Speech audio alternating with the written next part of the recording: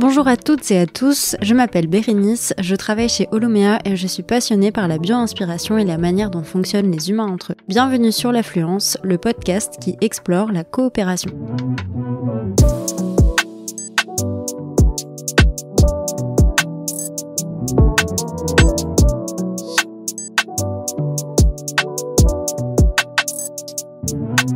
Aujourd'hui, je rencontre Lucien Bonhomme, coordinateur de l'association L'Île des Possibles. Cette structure est basée à Montpellier et a pour mission de sensibiliser le grand public sur les enjeux de transition écologique et sociale. Dans cet épisode de l'Affluence, nous abordons la coopération sur les territoires de Montpellier entre les acteurs de la transition et de l'impact au travers du réseau construit par les activités de l'Île des Possibles. C'est tout un écosystème riche en interactions et en partage.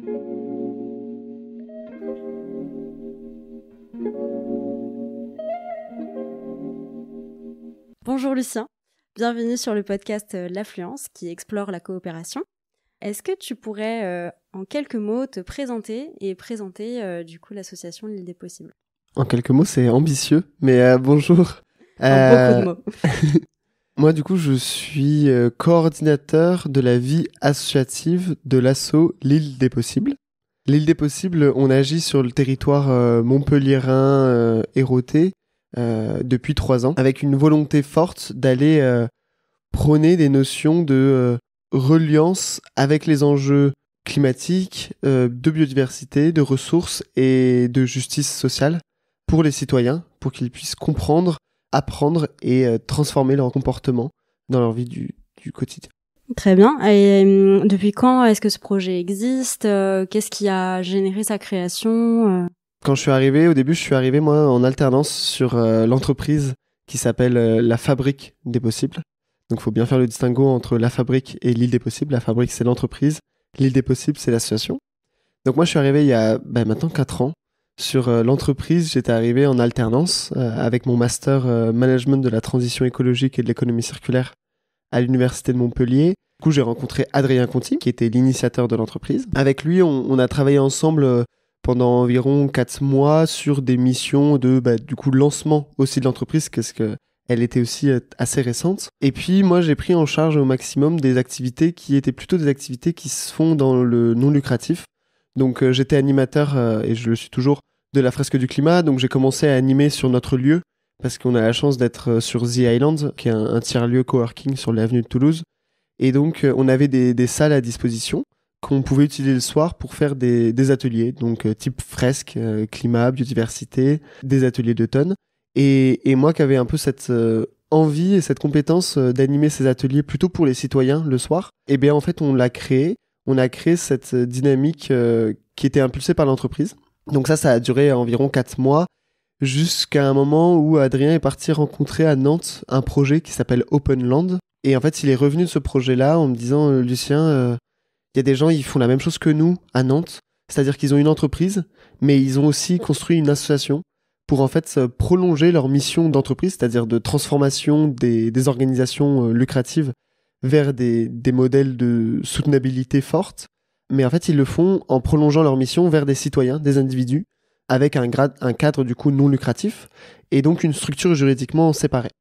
Et donc, il est revenu de ça en janvier 2022. On a commencé à se créer en association, du coup, sur le lieu, pour créer l'association L'Île des Possibles. Et donc, c'est là qu'a été la séparation entre La Fabrique des Possibles et L'Île des Possibles. Ça a été acté, du coup, avec une AG qu'on a créée, notamment avec les fondateurs du lieu.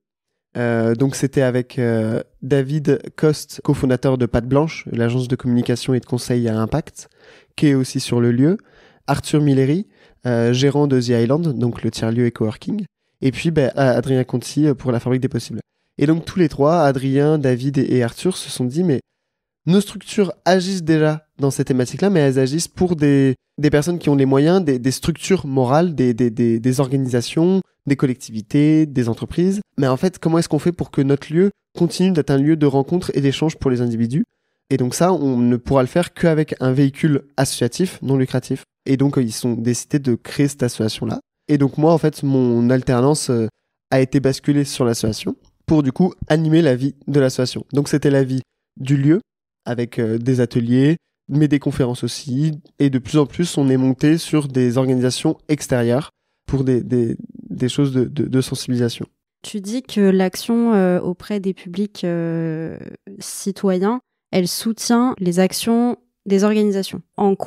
Quel est le lien entre les deux et pourquoi est-ce que finalement s'adresser à des professionnels ou à des structures professionnelles, ça suffisait pas dans les questions de transition?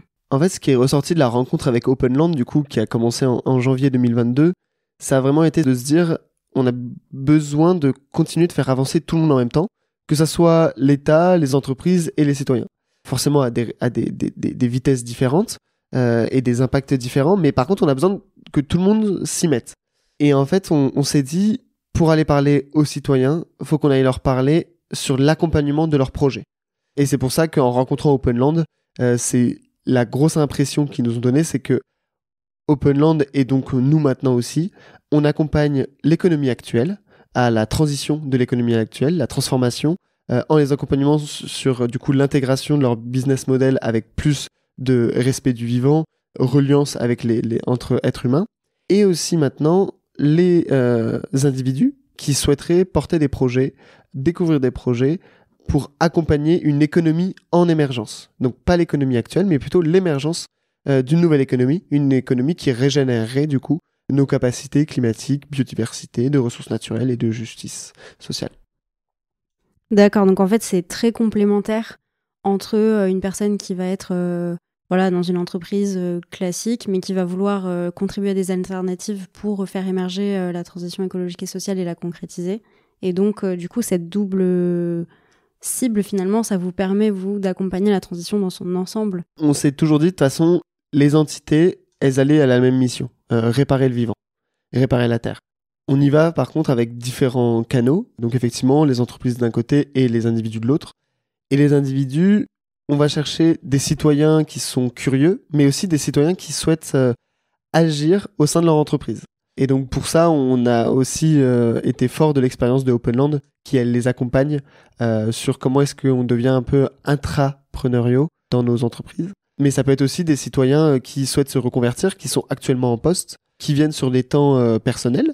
Et en fait, avec cette rencontre-là, ça les fait se questionner sur leur sens au travail, leur temps au travail, où est-ce qu'ils veulent mettre leur utilité, leur énergie. Et puis, la question phare sur l'association, c'est à quoi est-ce que nous servent nos 8 heures de travail par jour? Est-ce qu'on les met au bon endroit? Est-ce qu'on les met au service d'une cause qui nous impacte? Comment est-ce que le travail contribue à la société? Ouais, moi je partage totalement cette vision. Je pense que le travail c'est au cœur de nos vies et de nos sociétés. Et du coup, c'est hyper important, selon moi, de se poser la question de à quoi je contribue et aussi quelle expérience je vis.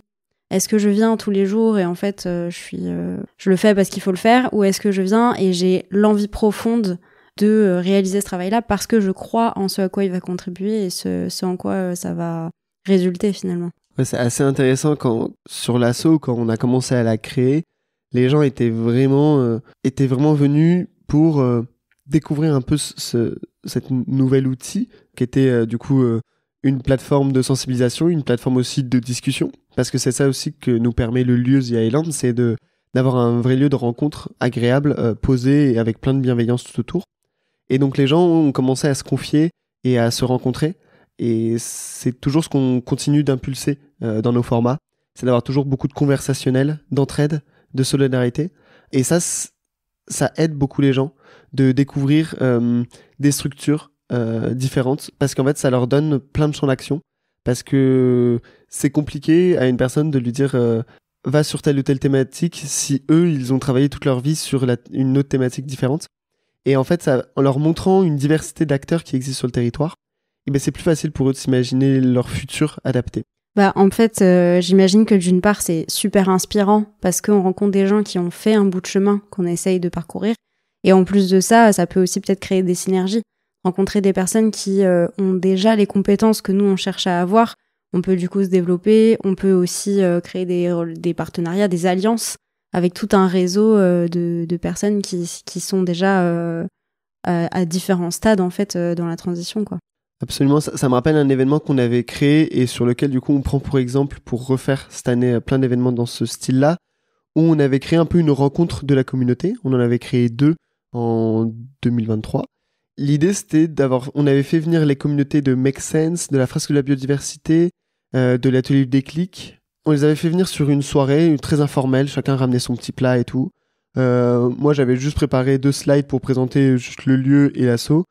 Make Sense avait fait la même chose, Fresque de la Biodiversité avait fait la même chose. Et en fait, de nous avoir rencontrés dans ce lieu-là, chacun ensuite des personnes m'avaient dit, est-ce que je pourrais prendre la parole à la fin pour juste parler de mon projet, si jamais ça intéresse certaines personnes. Et moi, j'avais directement dit oui. Et en fait, ça avait fonctionné parce que je me rappelle, ça avait créé des discussions il y avait 2 personnes qui avaient présenté les projets. Et ces 2 personnes-là avaient eu, du coup, de l'entraide là-dessus.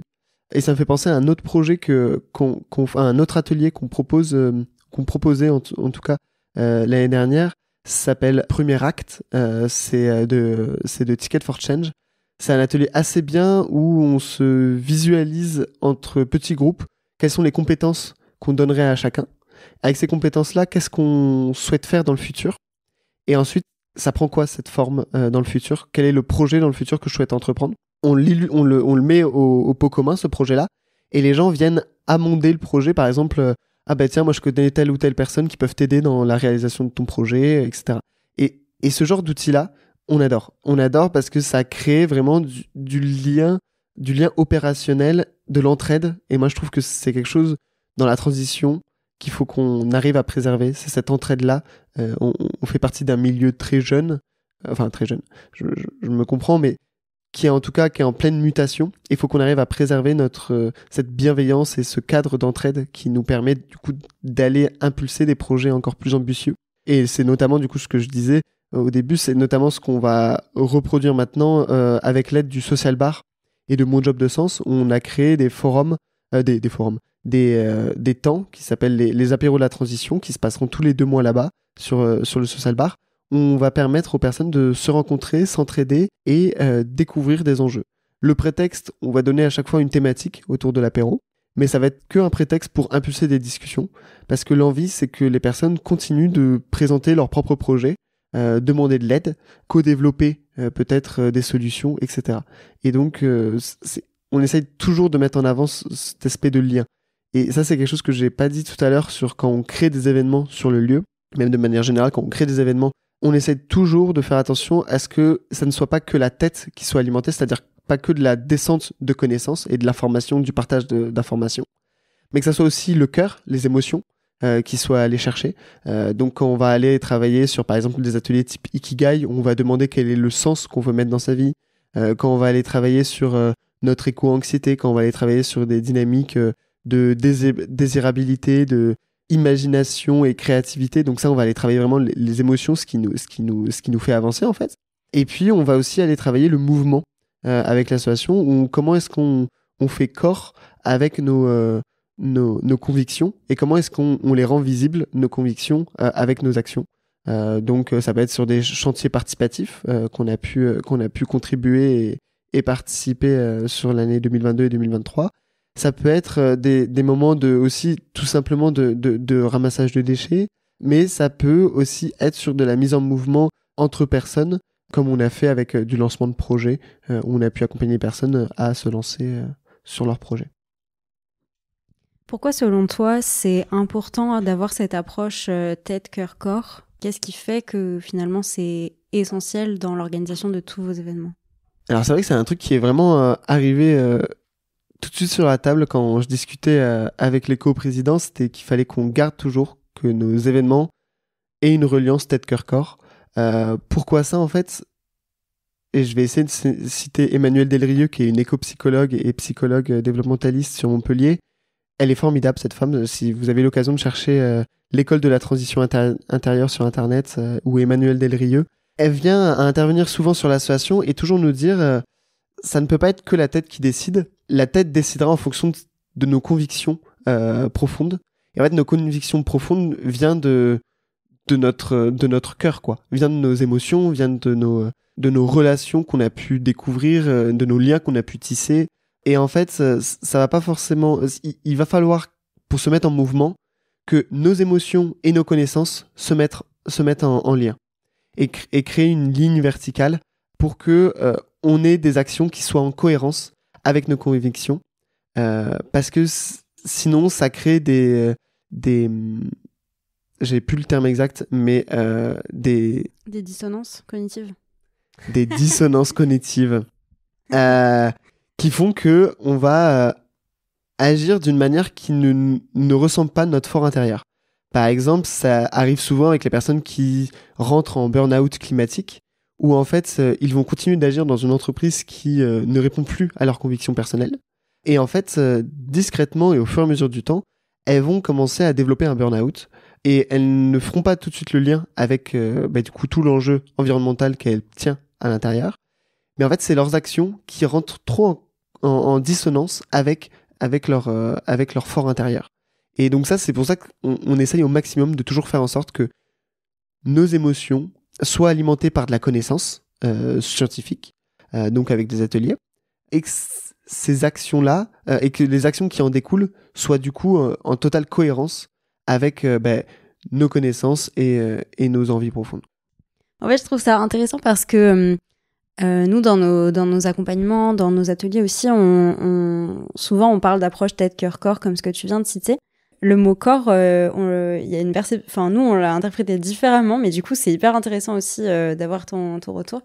Mais nous, c'est aussi dans le vécu, dans l'expérience que tu vis. Tu vois, quand tu parlais de mouvement, par exemple, de faire des ateliers en extérieur avec des marches, des choses comme ça, où physiquement, en fait, tu ressens aussi, au-delà des émotions, mais aussi dans le corps, en fait.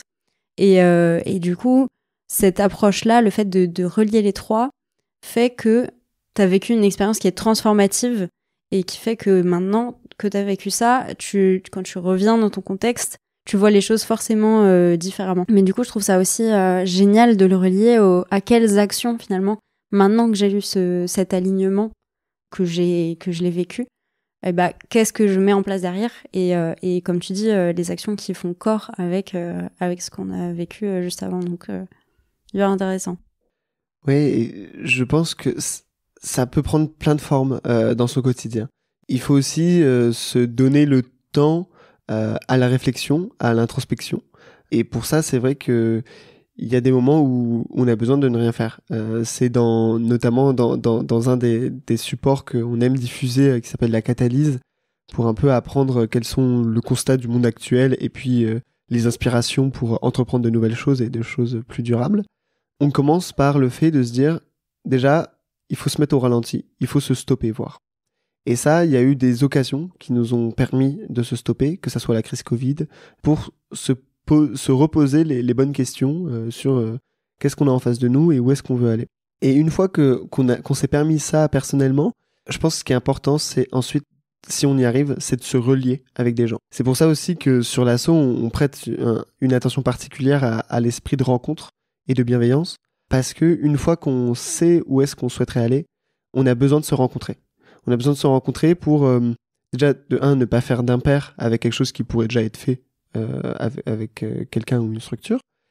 Mais c'est aussi une source d'inspiration incroyable de découvrir son écosystème qui nous entoure. Et moi, j'adore quand sur des formats qu'on propose, des personnes viennent me voir et me disent « Je suis nouvelle à Montpellier, j'ai vu votre programme passer, je me suis dit, il faut que j'aille découvrir parce que ça a l'air d'être un formidable outil de rencontre rapide de plein de gens. » Et ça, en effet, c'est ce qu'on a envie de faire. C'est qu'on a envie que ça soit une plateforme de rencontre de plein d'écosystèmes. Nous, on a un écosystème assez large maintenant de connaissance du territoire et on essaye au maximum de le mettre en avant, ce territoire-là. On essaye de le mettre en avant au maximum parce que on considère que, comme je te le disais, les personnes ont besoin de sources d'inspiration parce que si on leur donne qu'un seul chemin et que malheureusement elles n'arrivent pas à bien rentrer dans ce chemin-là, et ben ça va pas leur donner envie et elles vont garder leur trajectoire actuelle. Et donc, il faut qu'on aille toujours vers de l'inspiration diversifiée là-dessus. Et c'est pour ça qu'on rentre en lien avec plein de gens différents. Tu parlais aussi de marche, etc. Ça m'a refait penser à ce qu'on avait créé avec une compagnie de théâtre, Créatures Créatrices. Elles sont formidables. On avait créé ça où on avait créé 4 temps différents où on faisait des balades dans la nature, en milieu naturel, avec des interludes et artistiques et de sensibilisation. Et ça, c'était une aventure formidable à faire découvrir les gens. Mais en fait, on a pu créer ce format-là que grâce à la rencontre, que grâce à de la curiosité, pour créer une nouvelle opportunité. Et ça aussi, on y croit fort, c'est que la transition est aussi synonyme de création d'opportunités nouvelles. Tout à fait. Et justement, tu parles d'écosystème. Est-ce que tu peux m'expliquer un petit peu, justement, là déjà sur le lieu The Island, il y a beaucoup d'acteurs et d'actrices de transition. Comment est-ce que vous fonctionnez ensemble? Et tu m'as parlé aussi d'un réseau d'acteurs. Comment est-ce que du coup, cette coopération multipartie prenante, elle se passe aujourd'hui? Alors j'ai bien conscience qu'on a plein d'écosystèmes différents, plein de projets différents, avec des structures assez variées. Donc ça peut créer des problèmes de visibilité. Après, ne vous inquiétez pas, le plus important c'est que vous soyez en lien avec ce qu'on vous propose. Donc ne vous formalisez pas avec tous les noms que je vais vous citer là.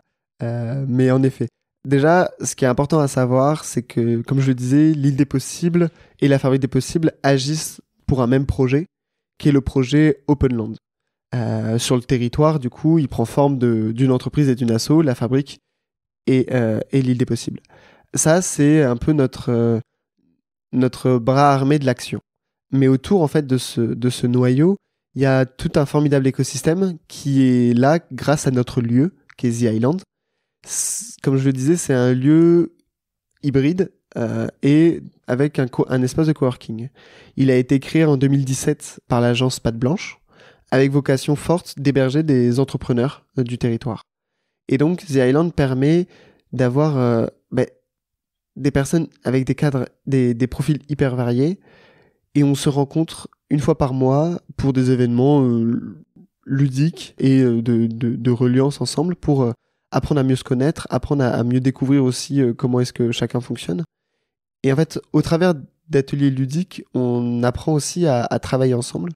Et ça, c'est symptomatique quand on arrive sur The Island, c'est qu'on a envie d'entreprendre avec tous ceux qui sont là. Par exemple, actuellement, The Island accueille du coup forcément l'agence Patte Blanche, qui est l'agence de communication et d'impact. Donc eux vont être avec des grosses entreprises sur la direction de leur stratégie RSE, mais il va y avoir des entreprises aussi style Pragma où ils vont interroger les collaborateurs sur leur qualité de vie au travail. Comment est-ce que c'est ressenti les politiques actuelles dans leur entreprise et comment est-ce qu'on peut mettre en place des accompagnements sur mesure d'entreprise pour faire en sorte que chacun se sente bien quand il vient au travail. Donc ça, c'est hyper intéressant. Et puis, on accueille depuis le début de la saison aussi une association qui s'appelle l'association J'accueille, qui permet de mettre en lien des personnes en situation, des personnes réfugiées, avec des personnes qui ont des espaces dispo dans leur maison pour les héberger. Et en fait, ça fait tellement un terreau d'acteurs différents qu'il y a 1 million de possibilités à entreprendre quand on a ne serait-ce qu'un tout petit peu envie de créer des nouveaux projets. Et du coup, cet écosystème proche qu'on a grâce à The Island, il est très fédérateur pour entrevoir de nouveaux projets ou consolider des projets actuels. Parce que ça aussi, c'est intéressant, c'est que dès qu'on a une idée, en fait, c'est assez simple de se dire, je crois que cette personne-là agit déjà un peu là-dessus. Comment est-ce qu'elle peut contribuer, comment est-ce qu'on peut arriver à contribuer ensemble à quelque chose de plus gros? Et puis après, il y a tout notre écosystème qui tourne autour. Je parlais tout à l'heure de l'atelier du déclic, qui est en fait un écosystème de fresqueurs et de sensibilisateurs aux enjeux environnementaux, biodiversité, enfin voilà, tout ce qui tourne autour de ces enjeux de sensibilisation. Eux, ils rassemblent toute une communauté de facilitateurs à des ateliers de sensibilisation. Donc déjà, c'est en fait une communauté qui rencontre une autre communauté. Mais après, il y a les communautés aussi qui tournent autour de l'emploi. Donc ça, on peut le voir avec Make Sense, on peut le voir avec Mon Job de Sens, qui sont des communautés formidables aussi à rencontrer et à créer des dynamiques. Et rien qu'avec nos 3 communautés, que ça soit autour de l'île des possibles, de l'atelier Click ou de Make Sense, en fait, on peut trouver facilement des synergies. Et je vais citer une dernière communauté sur laquelle on adore aller. Ça va être la communauté qui est un peu qui n'aimerait pas qu'on l'appelle la communauté, mais plus la collectivité. Et agir avec des acteurs de la collectivité, c'est tout aussi intéressant pour comprendre quels sont leurs besoins, parce qu'en fait, ils ont des fois des problèmes de se faire comprendre sur où est-ce qu'ils ont besoin d'agir. Et ensuite, c'est leur montrer qu'il est possible de répondre à leurs besoins avec des actions ensemble, c'est-à-dire des actions qui vont être propulsées par différents acteurs du territoire. Et que maintenant, la logique n'est plus à répondre à un problème par un acteur, mais que maintenant, des fois, le problème, comme c'est des problèmes souvent systémiques, avec plusieurs entrées différentes, eh ben, elles peuvent être répondues avec des multi-acteurs. Et donc ça va être avec un exemple très simple qu'on avait répondu à la métropole de Montpellier qui met en place la politique zéro déchet. Et on a répondu à cette politique-là avec 8 acteurs différents, dont nous, où on a proposé toute une semaine sur les campus à destination des étudiants pour les sensibiliser et les faire agir autour de l'économie circulaire. Et donc ça a retenu l'attention de la métropole parce qu'on a été en capacité de se mettre en lien entre différents acteurs et de faire une proposition cohérente, pédagogique et transformative sur le territoire. Et ça, c'est important aussi de se dire que les collectivités font partie d'un écosystème hyper varié qui, des fois, ont comme nous aussi, des problèmes de visibilité, de savoir où est-ce qu'ils veulent agir, où est-ce qu'ils peuvent agir. Mais une fois qu'on arrive à comprendre leurs besoins, je pense que c'est important de leur proposer des solutions variées et complexes, puisque souvent les problèmes sont complexes eux aussi. C'est sûr que déjà, les problématiques de transition sont complexes et systémiques. Les problématiques de territoire sont complexes et systémiques et globalement ne sont jamais réellement résolues parce que, en fait, à chaque fois qu'on a apporté une réponse, en fait, ça vient tirer aussi d'autres enjeux. Donc, le fait de répondre comme ça avec d'autres acteurs qui ont aussi chacun leur vision des choses et leur expertise, je trouve que c'est vachement intéressant. Du coup, c'est quand même vachement dense comme réseau. Là, tous les acteurs et actrices que tu viens de citer, ça fait beaucoup de monde. Comment, au quotidien, on bénéficie de cet écosystème? Est-ce que c'est facile de se relier, de se mettre en réseau? Quand tu dis si j'ai une idée, en gros, je peux trouver quelqu'un qui va soit consolider, soit créer avec moi quelque chose. Est-ce que vraiment concrètement au quotidien, tu trouves que cet écosystème-là, il est facile finalement à vivre? Comment ces interactions sont sollicitées et sont bénéfiques pour tout le monde? Moi, je dirais que rien n'est facile. Par contre, c'est souhaitable. Et en plus, ça fait du bien. C'est souhaitable parce que, en fait, il faut qu'on arrive à se relier ensemble. Et ça, c'est une notion qu'on porte fort, c'est réparer nos liens. Et donc, pour ça, il faut qu'on arrive à s'ouvrir aux autres. Et là, on bénéficie d'une thématique sur les enjeux environnementaux, sociaux, qui est différente des autres thématiques, qui fait que les acteurs qui occupent cet espace-là sont très ouverts à la discussion. Et donc, c'est assez simple que quand on souhaite lancer un projet, quand on souhaite lancer une idée, d'aller dire « Ok, je crois que je connais cette personne, je peux lui demander est-ce qu'elle est d'accord pour qu'on échange une demi-heure au téléphone ? Et si c'était pas elle la bonne interlocutrice, est-ce qu'elle connaîtrait quelqu'un dans cette thématique plus proche de moi ?» Et en fait, ça, par contre, ça, c'est facile. Ça, c'est facile de se dire, j'ai besoin de quelque chose, ou en tout cas, j'ai envie d'impulser quelque chose. Ce qui est très facile, c'est de se faire accueillir. Et on a ces acteurs-là qui agissent dans les thématiques de la transition, qui sont toujours ouverts au dialogue. Et c'est pour ça que c'est plus facile que dans d'autres secteurs, je pense, d'aller créer de la coopération et créer du lien avec ça. Parce qu'il y a beaucoup moins la dynamique de concurrence qu'il pourrait y avoir sur d'autres secteurs, puisque en fait, actuellement, il faut être réaliste. Peut-être que c'est l'ordre de grandeur, il doit être de 5% de l'actuel des projets qui agissent dans la transition écologique. Donc, en fait, il y a encore 95% à aller prendre dans en gros, les activités. Donc, on va pas se faire concurrence entre nous pour l'instant. Donc, il faut vraiment enfin, tout le monde est conscient de ça et tout le monde est conscient qu'il faut ouvrir les dialogues. Donc, pour ça, c'est super facile. C'est chronophage, ça prend du temps. Ça prend du temps d'aller rencontrer les gens, mais en fait, une fois qu'on l'a rencontré, on épargne le temps de si on avait monté le projet et qu'il foirait, parce qu'on n'avait pas répondu de la bonne manière. On gagne du temps parce que à tout moment, le projet était déjà répliqué dans un autre territoire et qu'on n'était pas au courant. Et en fait, on perd un temps énorme à réinventer la roue. Donc ça, on gagne du temps. Et puis, je dirais que, comme je disais, c'est souhaitable parce que du coup, c'est vraiment ce lien humain qui nous permet de aussi entreprendre et de vivre et d'avoir ce lien social.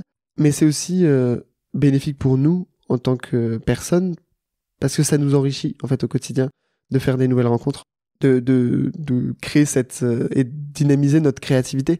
Ça, c'est quelque chose qu'on perd énormément. C'est l'envie d'imaginer des futurs, parce que toujours, ou en tout cas au maximum du temps, quand on propose des projets, on essaie de partir sur la base de pourquoi est-ce qu'on fait ça. Et en fait, le pourquoi, souvent, il est dans le futur. C'est pour qu'on ait un futur plus désirable, un futur plus souhaitable.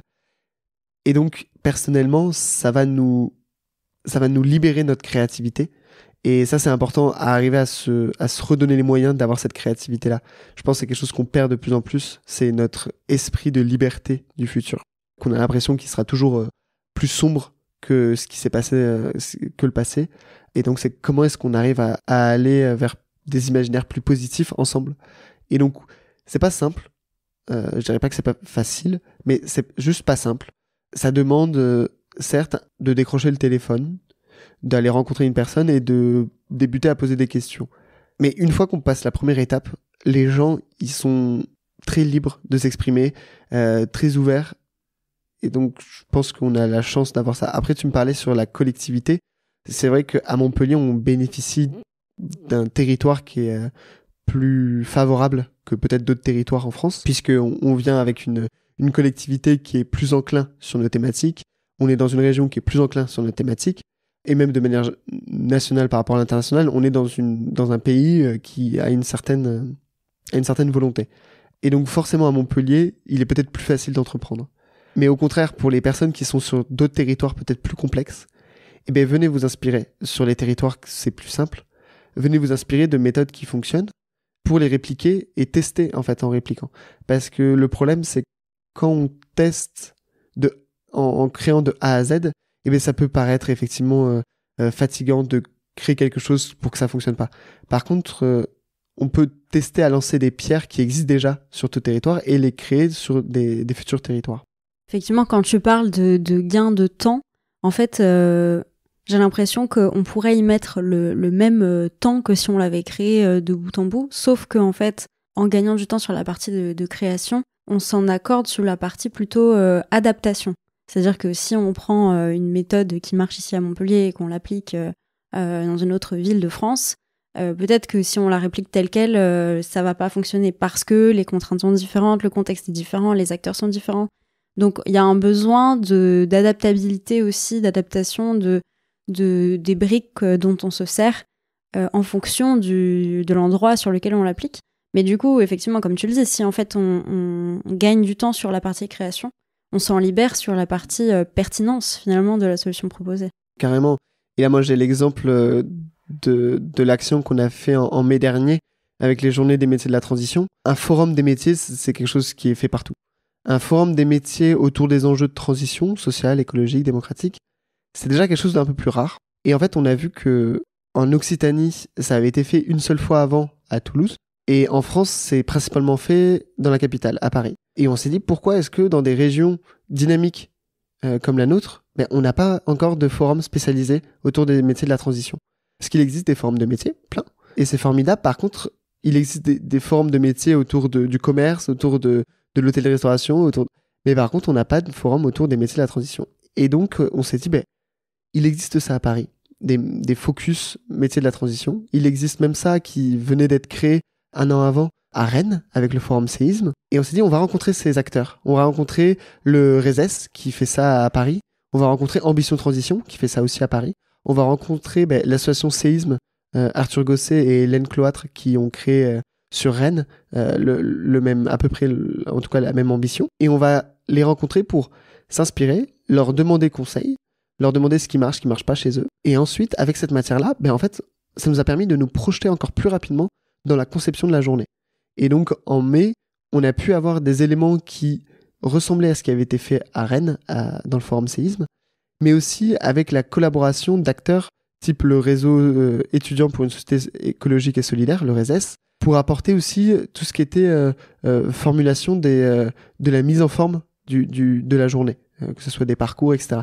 Donc en fait, ces rencontres-là, préliminaires, nous ont permis de gagner un temps énorme et aussi une conception de l'outil de la journée qui était aussi plus facilitant. Donc en effet, aller s'inspirer, aller toquer aux portes d'autres projets qui existent, c'est un gain de temps. Et même, je dirais plus, c'est un gain d'efficacité aussi. c'est au-delà du temps, c'est aussi on fait quelque chose qui a fonctionné ailleurs, on le teste pour le faire fonctionner chez nous. Et quand ça fonctionne, en fait, on se dit heureusement que les autres ont déjà tenté plein de choses et que nous aussi, au final, ça valide l'hypothèse que ça peut marcher aussi chez nous. Écoute, c'est hyper intéressant et vraiment, je pense que c'est bien de se le redire, même si des fois, ça passe un peu pour du bon sens, mais en réalité, c'est bien aussi de se le rappeler, et surtout dans ce domaine-là où effectivement, il y a beaucoup d'initiatives de partout et ça reste à des petites échelles, donc c'est important aussi d'avoir cette connaissance-là. Est-ce que cette coopération, donc tu as dit qu'elle n'était pas simple, etc., elle est vraiment source de richesse et moi j'ai bien compris là les avantages que ça peut avoir de se relier à un écosystème tel que celui-ci. Est-ce que tu vois des limites ou des difficultés, des choses des externalités négatives La limite, je pense qu'elle va être au moment où on se dit ok, on y va pour créer avec plusieurs acteurs. Il faut qu'on ait la capacité d'une gouvernance claire sur cette coopération-là. Et ça, je pense que c'est des termes qui vont vous parler autour des enjeux de gouvernance parce que c'est vraiment comment est-ce qu'on agit ensemble.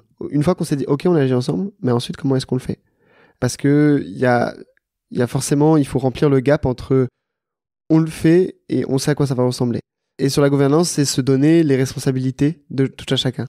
Parce que le risque, c'est que on se lance dans un projet avec, mettons, 3 acteurs, par exemple, et que tout le monde fait la même chose ensemble. Par exemple, tout le monde va chercher le même lieu, et en fait, on va tomber tous d'accord sur le même lieu, et ça nous aura pris 2 semaines pour trouver au final la même réponse. Ensuite, on va tous chercher, on va tous créer des supports. Et donc, c'est vraiment important que dès le début de nos projets qu'on a envie de créer en coopération, on se mette le cadre de responsabilité, de comment est-ce qu'on va fonctionner ensemble. Qui fait quoi, et qui prend la décision en toute autonomie, puisque c'est dans le cadre de sa responsabilité à lui. Et c'est important dès le début, mettre au clair les choses là. Sinon, on va clairement vers une usine à gaz qui va prendre trop de temps, qui va être au final, qui va nous dégoûter du travail ensemble, alors que c'est tout l'inverse. En s'entourant de plein de personnes, on est censé être au moins plus efficace que si on le faisait seul, puisqu'on a plus de têtes à réfléchir, plus de mains à décrocher. Et donc, c'est vraiment important, sinon, d'arriver à se définir comment est-ce qu'on travaille ensemble pour ne pas atteindre une limite qui, en fait, devient un danger à la coopération parce que on sait très bien à quoi ça peut ressembler des usines à gaz dans un projet et c'est tout l'inverse de ce qu'on veut créer, surtout dans les thématiques de transition. On veut que les choses aillent vite et fort et c'est pour ça que la coopération est un formidable outil pour aller vite et fort. Par contre, il faut faire attention à ce que ça ne se retourne pas vers nous. Ouais, mais en fait, ce que tu dis, ça fait vraiment écho au mode de fonctionnement en collectif. Et c'est exactement ce que tu as dit, c'est-à-dire on a défini un projet, on sait qu'on est plusieurs à vouloir y aller, on a des compétences complémentaires. Et après, la question se pose de comment on s'organise pour mener à bien ce projet-là. Et effectivement, souvent, on a tendance à répliquer des fonctionnements qu'on a déjà eus dans des anciennes structures ou avec lesquelles on a grandi. Et comme tu dis, soit à se séparer les tâches et du coup à avoir au final un fonctionnement qui est peu coopératif parce que tu perds l'interaction, juste lui il fait ça et puis nous on fait ça et puis voilà. Ou alors, comme tu dis, à répliquer et à faire ensemble, mais en fait au final tu dépenses 2 fois plus de ressources. Et donc il y a réellement un enjeu à réapprendre à fonctionner collectivement, à se répartir le travail, à faire circuler les informations, à prendre des temps aussi de hauteur en fait là comment on a fonctionné ensemble et qu'est-ce qu'on a produit, et aussi des prises de hauteur sur le besoin, c'est-à-dire le besoin quand on a commencé le projet, c'était ça. Aujourd'hui, il s'est passé ça. Il y a eu telle personne qui est venue me voir, qui m'a dit quelque chose. Il y a eu, je sais pas, un élu à la mairie qui a changé. Un contexte, une contrainte extérieure. Tel financement, finalement, on l'a pas eu.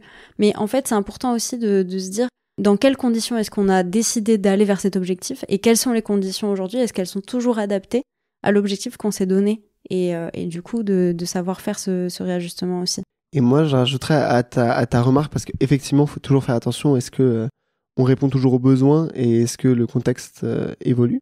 Et je rajouterais, moi, la brique de l'intention. Est-ce que l'intention est toujours partagée et est-ce qu'elle est respectée de tout le monde? C'est-à-dire, est-ce que quand on propose un projet en collectif, moi toujours, je fais un tour de table de c'est quoi votre intention pour ce projet-là, sans avoir commencé à parler et à détailler le projet, pour qu'au contraire l'intention soit la plus sincère possible et pas influencée. Et ensuite, ça nous permet en fait de dire, ok, telle personne, moi je sais que sur ton projet, ce qui m'intéresse, c'est ça. Par contre, cette chose-là ne m'intéresse pas parce que j'ai pas de compétences et j'ai pas d'affect là-dessus. Et donc c'est toujours important d'arriver à identifier aussi les intentions des partenaires avec qui on agit, pour ne pas leur demander des choses qui ne les intéressent pas et donc qui risquent du coup d'être improductifs dessus parce que c'est humain, on va pas mettre la même énergie quand on fait quelque chose qui ne nous intéresse pas.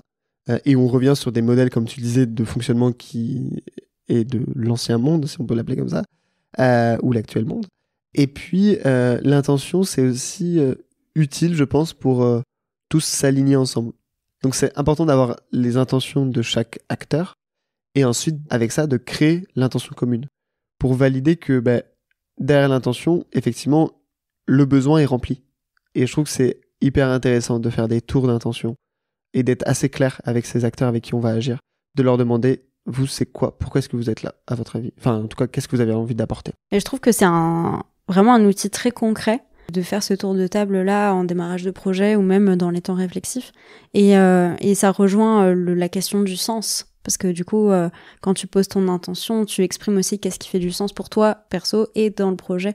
Donc je trouve que c'est super intéressant et à mon avis, c'est un outil qui peut être vraiment réutilisé dans plein de contextes. Donc trop bien, merci.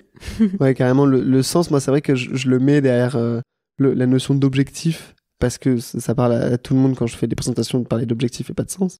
Après, ça ne veut pas dire que, comme tu le disais, il faut des temps de prise de hauteur qui est nécessaire pour se dire, ok, est-ce que là, au final, chacun n'a pas un peu changé parce que peut-être ils ont plein d'autres projets à côté, donc peut-être qu'un projet a pris plus de place qu'ils ne le pensaient et donc ils ont moins de temps, etc. Parce que c'est aussi important quand on est sur de la collaboration, de prendre soin des gens avec qui on travaille. Et avec le prendre soin, en fait, ça peut passer par rien que la phrase de « comment ça va ?» Sincèrement, comment est-ce que ça se passe en ce moment pour toi?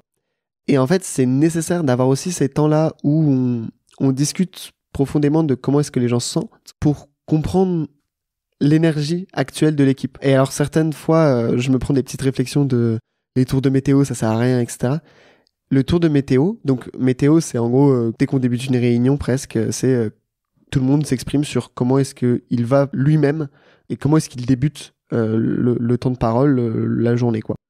Et ça, c'est vraiment important, ce temps de météo pour nous, parce que ça nous permet de situer comment est-ce que la personne arrive. Et ça nous permet de légitimer ses actions ensuite. Et ça produit, en fait, ça évite de produire de la frustration. Si on a une personne, au final, on voit que toute la journée, elle est fatiguée ou que pendant un mois, elle n'a pas été beaucoup sur le projet. En fait, on aura compris avant, grâce à des temps d'échange, que ça vient de telle ou telle chose. Et ça, c'est important de faire ces temps de questions, non seulement pour, comme je le disais, d'avoir de la compréhension sur l'équipe, mais aussi rien que prendre soin des gens et s'intéresser aux gens, parce que au-delà de créer des projets ensemble, ce qu'on souhaite aussi, c'est juste être des individus qui agissent. Et donc, pour être des individus qui agissent, il faut juste prendre soin d'abord de l'individu aussi. Totalement d'accord. Et je trouve que ça reboucle bien avec ce avec quoi on a commencé sur l'individu et son pouvoir d'action à la fois dans sa volonté de créer quelque chose d'alternatif ou dans son contexte. En fait, tout est lié. C'est-à-dire qu'on n'est pas juste des pions dans des structures, on est aussi des humains, tout simplement. Et du coup, je trouve que ça fait bien le lien avec le début de l'épisode. Écoute, merci beaucoup pour le partage. Je trouve que c'est vraiment très enrichissant. Déjà la manière dont l'asso L'Île des Possibles fonctionne, tout cet écosystème qui est autour de ça.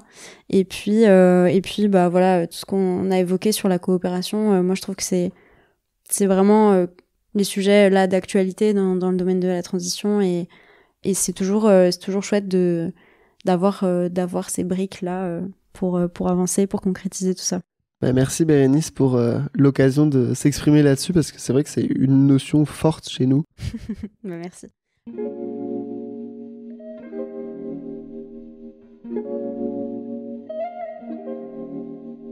L'Île des Possibles agit sur le territoire de Montpellier et plus largement de l'Hérault, sur des questions de climat, de gestion des ressources, de justice sociale.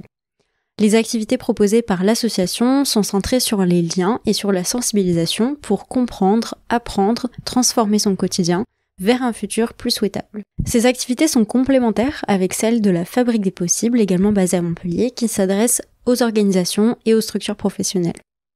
En effet, pour soutenir et concrétiser la transition écologique et sociale, il s'agit d'accompagner à la fois des individus et leurs projets, mais aussi de faire évoluer les structures vers de nouveaux modèles.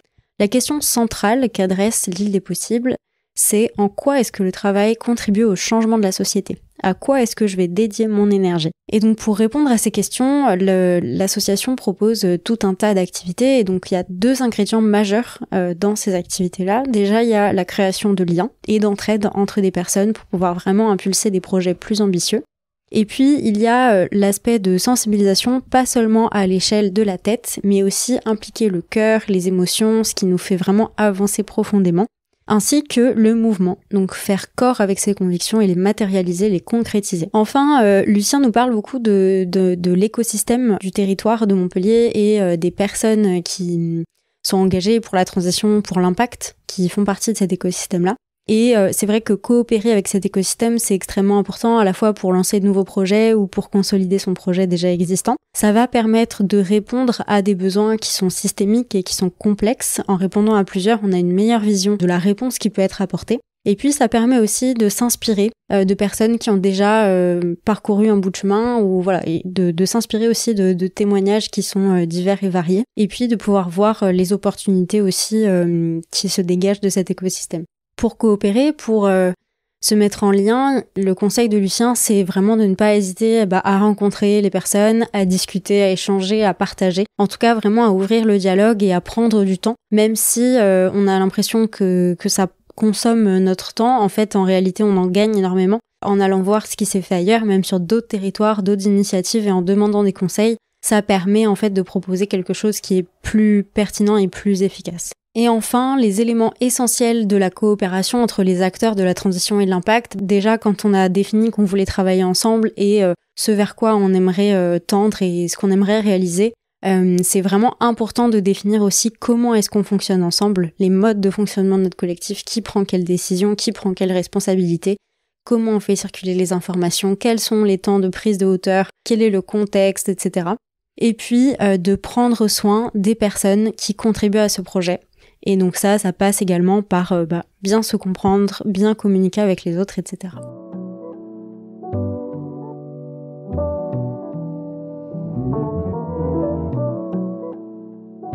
Retrouvez les épisodes de l'Affluence une fois par mois. Ils forment un recueil de témoignages, de vécus liés aux transformations des fonctionnements collectifs qui vous permettra d'avoir des clés pour faire évoluer à votre échelle votre environnement professionnel. Pour ne rater aucun épisode et pour faire grandir ce podcast, vous pouvez en parler autour de vous, vous abonner sur votre plateforme d'écoute préférée et nous laisser des étoiles si vous nous écoutez depuis Spotify ou Apple Podcast. Merci pour votre écoute et à bientôt pour un nouvel épisode de l'Affluence.